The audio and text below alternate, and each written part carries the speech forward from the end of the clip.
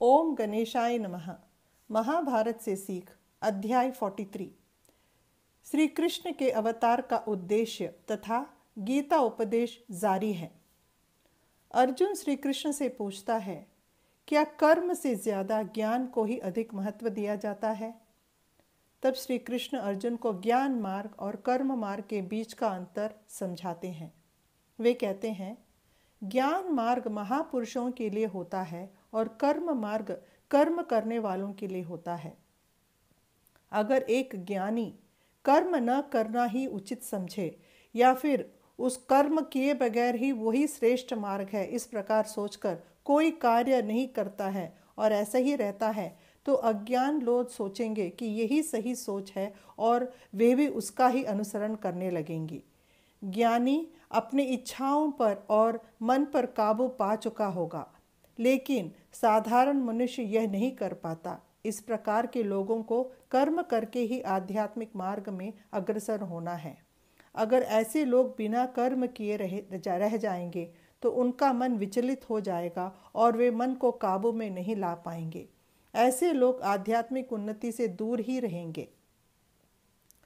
ज्ञानी को लोक कल्याण के लिए इच्छा रहित होना चाहिए और अपना कर्म करते रहना चाहिए। मनुष्य की इंद्रियां महत्तर हैं, लेकिन इंद्रियों से बृहत्तर है मन, मन से बृहत्तर बुद्धि है, बुद्धि से महत्तर आत्मा है। दोबारा श्री कृष्ण ने दोहराया कि इच्छा रहित होकर कर्म करते रहना, यानी कि कर्म मार्ग को अपनाना ही स्थायी है, वही मार्ग उत्तम है। इस बात को मैंने सूर्य भगवान को बताया, सूर्य भगवान ने मनु को बताया, मनु ने ईश्वासु को बताया। इस प्रकार श्री कृष्ण कहते हैं। और उसके बाद वंशागत तौर पर राज ऋषियों को इसकी जानकारी थी। अब अर्जुन कृष्ण से एक प्रश्न पूछता है, हे कृष्ण, तुम इस जन्म में वासुदेव के पुत्र बन के पैदा हुए, लेकिन सूर्य भगवान तो कई युगों से उपस्थित हैं। फिर तुमने कब सूर्य भगवान को इस कर्म योग का उपदेश दिया? श्री कृष्ण अर्जुन को जवाब देते हैं, हे अर्जुन, मैंने कई जन्म लिए हैं। मैं अविनाशक हूँ, लेकिन माया के कारण मैं ज़रूरत पड़ने से अवतरित होता हूँ। जब जब धर्म का विनाश होता है और अधर्म का सर ऊपर उठता है, तब मैं अपने आप को अवतरित करता हूँ। अच्छे लोगों की रक्षा करने एवं बुरे लोगों का नाश करने मैं हर युग में अवतार लेता हूँ। संभवामि युगे युगे, अर्थात धर्म की संस्थापना करने के लिए मैं पुनः पुनः अवतार लेता रहता हूँ।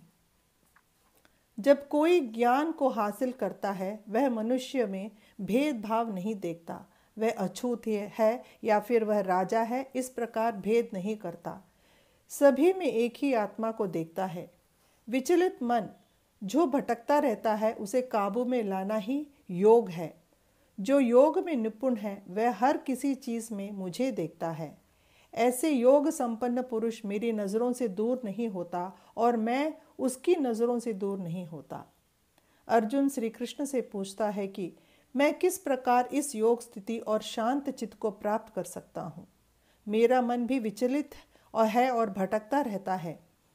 इसके लिए मुझे क्या करना है? मेरा क्या रास्ता है? मन को शांत करने या उस पर नियंत्रण रखना हवा के ऊपर नियंत्रण रखने के समान है। मेरे लिए यह असंभव है। इसका कोई उपाय सुझाइए, पूछता है अर्जुन श्री कृष्ण से। गीता का उपदेश जारी रहेगा। जय श्री कृष्ण।